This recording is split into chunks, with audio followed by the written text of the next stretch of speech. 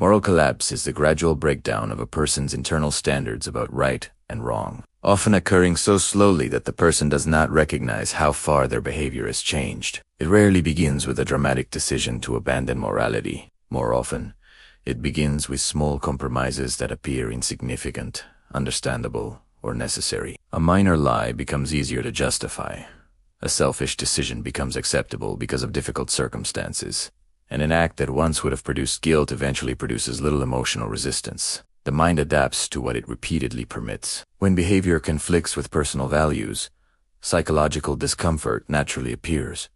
But people are remarkably capable of reducing that discomfort through rationalization. They may minimize the consequences of their actions, blame circumstances, dehumanize the people affected, convince themselves that everyone behaves the same way, or focus on the wrongdoing of others to make their own behavior seem less serious. Over time, these explanations can weaken the emotional force of conscience. The most dangerous aspect of moral collapse is therefore not the first compromise, but the normalization that follows it. What once seemed unacceptable gradually becomes ordinary. Boundaries that were previously firm become flexible whenever personal interests are involved. Moral standards begin changing according to convenience rather than principle. The deeper psychology of moral collapse involves the gradual separation between identity and behavior. A person may continue seeing themselves as fundamentally good while repeatedly engaging in actions that contradict that identity. This allows them to preserve their self-image without confronting the full meaning of their choices. Moral disengagement can make harmful behavior easier by transforming responsibility into justification.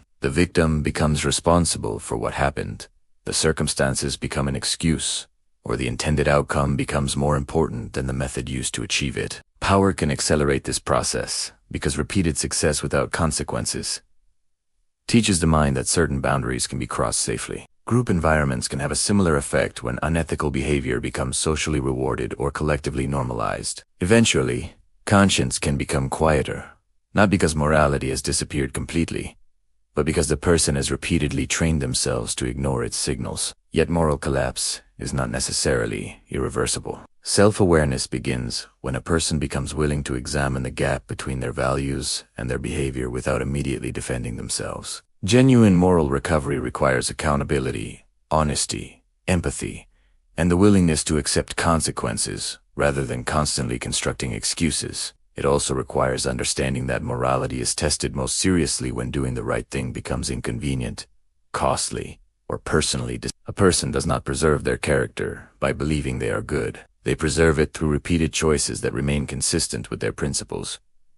The deepest danger of moral collapse is that it can make a person comfortable with becoming someone they once would not have trusted. The deepest possibility of recovery is realizing that every compromised boundary does not have to become a permanent identity. Moral strength is not perfection. It is the continued willingness to recognize when one has crossed a line, take responsibility, and choose differently before the exception becomes the character.